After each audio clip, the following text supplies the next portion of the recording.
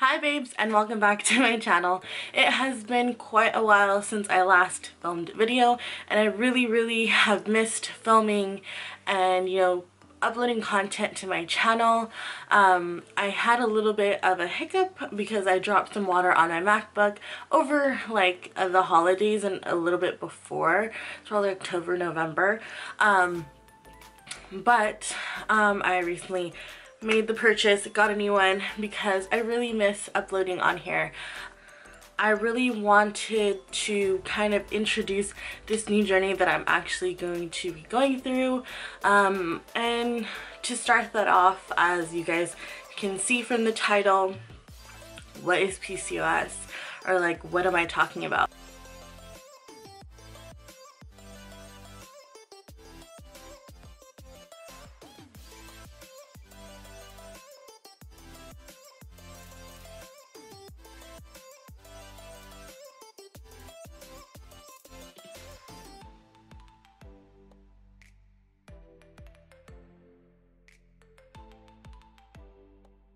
So that is just a little summary as to what PCOS is, and I actually wanted to share my journey in getting diagnosed.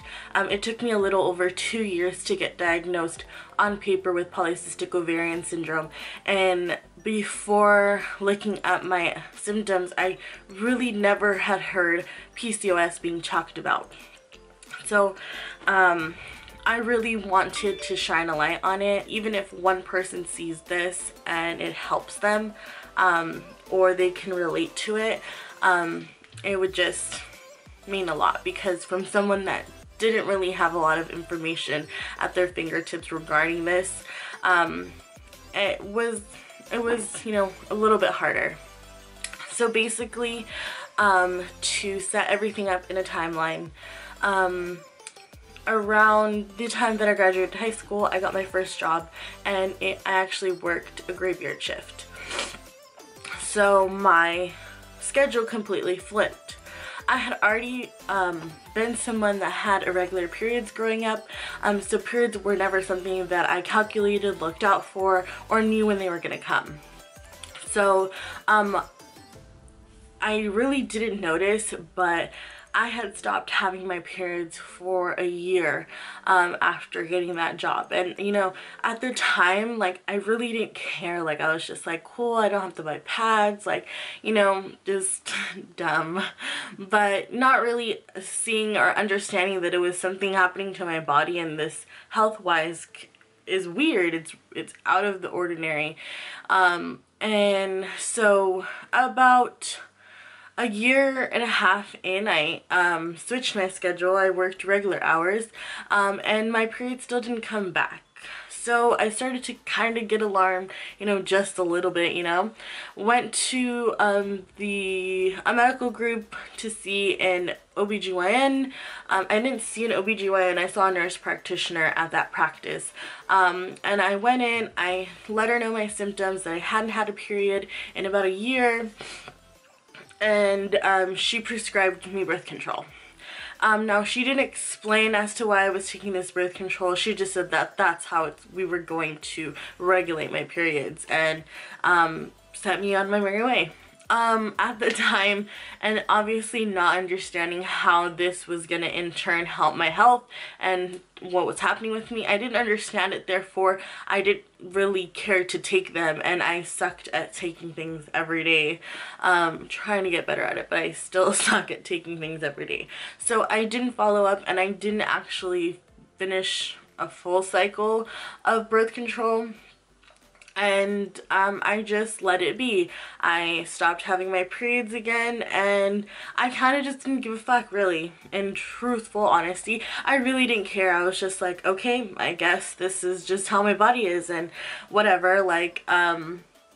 And then about a year after that, I remember at the time I had just got hired at Mac, and there was a little bit of a time gap between me starting with Mac. So I remember I just had free time, and I was just at home, just doing videos at the time, and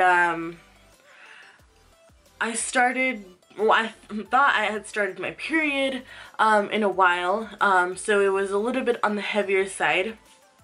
and that lasted 2 months. After the first, well, honestly, I should have after like the second week, but you know, after the first month, I was just like, yeah, okay, I gotta figure this out for else. So I actually ended up going back to the same medical group. The medical group gave me shit for not even like following up with them or whatever, but whatever. I set up an appointment. I saw the same nurse practitioner. At this point, I had kind of Googled my symptoms. Like, obviously, when you're like bleeding your life away and you feel like all you do is sleep and you have no energy, like I could literally get like my 8 hours of sleep, wake up, have like a meal, or just function for like an hour or two and literally knock back out for like another 5 hours.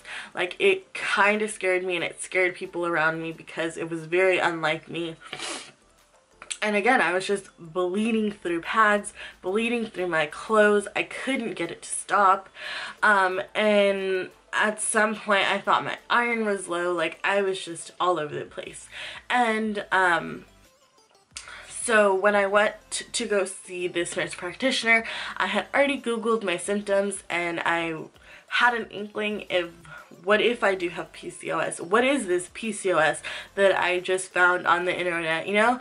And so I really wanted her to bring it up instead of me bringing it up, but I went to the appointment. I sat down with her. Within like 10 minutes, she had already written me out for some birth control, and I was just like, damn, dude, like, you got any other tricks up your sleeve? Like, fuck. Like, so I explained to her that, you know, I did not feel comfortable taking birth control, that I did not want to regulate my period on birth control. And mind you, at the time, I didn't, like, I mean, I don't know what my reservations are about taking birth control. I don't know, I just don't want it in my body. Like, I don't know. And that literally was the only thing that she offered me. She offered me these other pills that I had to take for like 10 days straight to stop bleeding.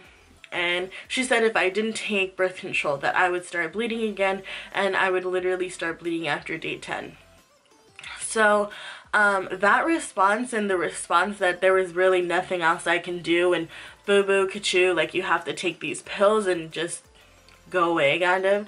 I was just like, you know, is it possible that I have polycystic ovarian syndrome? Like, do you medically, like, you as a medical professional, do you think that I have polycystic ovarian syndrome? Like, and she was just like, well, looking at your height, looking at your weight, looking what's happening with you, probably. Like, something along the lines of like, probably. Like, oh gosh, like, oh my gosh, it just gets me so frustrated, like, when I tell people this story and when I tell people my experience trying to get diagnosed with this. It's really the most frustrating thing, because here I am as a 19-20-year-old sitting in an office scared because I have been bleeding for 2 fucking months, and you want to look at me and shrug me the fuck off and be like, probably. Like, no, that's not fucking good enough. Like, you giving me birth control is not good enough. You literally wanting to dismiss me and just take me and my insurance money is not good enough, you know? And like, if I wouldn't have brought up polycystic ovarian syndrome because I myself had looked it up and fucking WebMD'd my ass, like, she would have never brought it up, and I could still possibly be undiagnosed and have this thing that has such fatal impact on your body as not having kids, having a higher risk of diabetes, and having a higher risk of cancer. She would have just not given a flying fuck and continued to just dismiss me with fucking birth control. Wow, I did not get emotional the last time I took this, but it's true. Like, you know, I could have continued to be undiagnosed with something that has the potential to have so many fatal effects on my fucking life, and this lady just dismissed the shit out of it and was not going to bring it up if I didn't. And even when I did bring it up, it was almost like a shrug off. So after that, I had proceeded to tell her that in the 10 days that I'm not bleeding my life out, I would like for her to refer me to the correct people to get diagnosed on paper for polycystic ovarian syndrome, whether it be an ultrasound, whether it be blood tests, whether it be, I don't freaking know who I need to see. I just would like to get the correct diagnosis on paper.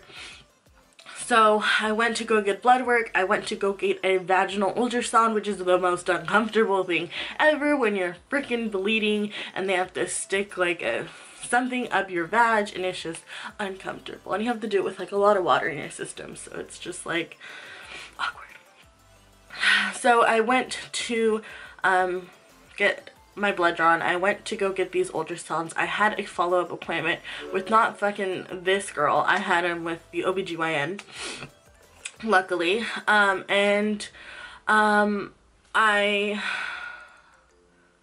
I think I waited almost like another month or 2 or 3 to actually see the OBGYN, and mind you, she had raving ass reviews. This is why I came to this medical group, because it is really hard to find a doctor that gives one flying fuck, and I really thought that this lady and her medical group gave a flying fuck. Apparently not. So I went to go see her. Mind you, I had freaking yelled from the top of the building, I don't fucking want birth control. Like, don't even look at me with birth control. Like, get me something else. So when I went to this appointment, I was really optimistic to see, hey, I want to know my test results. I'm pretty sure I have PCOS, but you know. So I went in there with the sole intention to have a positive attitude, to see what my diagnosis was, to get some kind of help, you know. And this was actually a lot for me, because for a long time, like when I was dealing with this, I really did shrug it off, and I really didn't really care about my health. And that's just brutal honesty. I really didn't. So for me to be going and seeking help and seeking a form of treatment, a form of something like answers for my health, it was already something out of my comfort zone. It was already something that I didn't do and wasn't used to. So already pushing myself, I go to these appointments. I go and see this OBGYN. At that time I had a high deductible, which meant that I paid out of pocket almost $100 to visit this lady. Cool. If it's gonna get me help, I'll do it. I had someone shadowing her, and within 10 minutes, I kid you not, she was already writing a prescription for birth control. Right. It's really frustrating thinking back at this situation. And in my head, I'm just like, do these people not write notes on their patients? Do these people give no fucks? Like, do these people just write this shit off to everybody? Like, I literally had made such a fuss about me not wanting birth control. I waited 3 months to see this lady. I paid $90 out of my freaking deductible to have something else than birth control, because you're no longer a nurse practitioner, honey buns. You're the fucking OBGYN, and you are giving me the same medical, like, solution that a nurse practitioner would be. So why am I paying you money again? I would like to know, because she literally prescribed me that shit again. I looked at her and I was just like, I specifically wanted not to get birth control, and she's just like, well, that's how we regulate the condition that you have, and that's how you're gonna get normal periods again. And literally, I was so fucking done. At that point, I had clicked. I just fucking wasted $90 of my fucking money. At the time, I was a broke ass bitch, going in between jobs, leaving a job that I wasn't making that much money at. So if I had $300 out of my pocket, I just gave you almost $100. I was a broke bitch. The fact that you just fucking wasted my time, my money, and my efforts to actually try to get help, dude, fuck you, dude. And it doesn't even fucking end there. Walked out of that office, did not ask for a follow-up. Cool, you did one thing and one thing only, and that's something that I proactively did for my fucking self, which was to get diagnosed with polycystic ovarian syndrome. I get a fat-ass bill from fucking Quest, excuse my language, because they sent the wrong code to Quest Diagnostics. So they sent a code for infertility, which is something that can happen with polycystic ovarian syndrome. So it's not far-fetched, but it's not why I went to Quest Diagnostics. Fertility is not covered in most insurances, and most insurances, like as of right now. So I paid for that, or was forced to pay for that blood test out of pocket, which amounted to $1,300. Did I just get over talking about how I was fucking broke? $1,300? What the fuck? I kept calling the medical biller that was part of that medical group, and she denied that they sent the wrong code. She said that my insurance just doesn't cover XYZ, and at the time it was believable because we had a high deductible insurance, so we were in the gray about what my insurance actually covered and what it didn't, but this just didn't sit right. Fast forward like several attempts to get this person to see that they were doing something wrong. At the time, I didn't know that they sent in a code for infertility. I just was aware that they sent, like, or they must have sent the wrong code. $1,300 just didn't just sit right. And it took me an entire year, several phone calls later, to have someone admit that they sent the wrong code. A year later is when I actually had someone, and it literally took her less than an afternoon to send a new appeal to my insurance, rectifying the situation, and getting me back a check for like $1,000. So with all of that, that is how I was diagnosed with PCOS.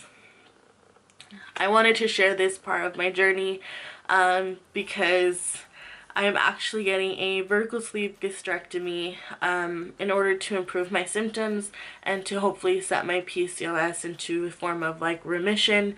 I don't have a bad case of PCOS from what I can tell and from what I've been told, and I'm very, very grateful for that. I know that I am in a better spot than others are, and I want to proactively do something about it, which is what my next videos are going to be about. So I wanted to introduce this video because this is my why, and I really do want to share this because I know how frustrating it is to try to get a diagnosis and feel that something is wrong with your body and people just shrug it off. Because that's exactly how I felt as I was going through the process of getting diagnosed with this. As someone that didn't know what was going on with their body and not understanding why this was happening, it was scary. And if I can just help one person by understanding what's happening to their body, or question what's happening to their body enough to actually go seek medical help, I feel like it would do my part. And I really don't know why I'm getting emotional about this. But I really I hope that you guys enjoyed. I hope that this is informational. Let me fucking wipe my tears, bro. I really hope that you guys enjoyed this video, and I look forward to sharing with you guys the rest of my journey, and I will see you guys in my next video.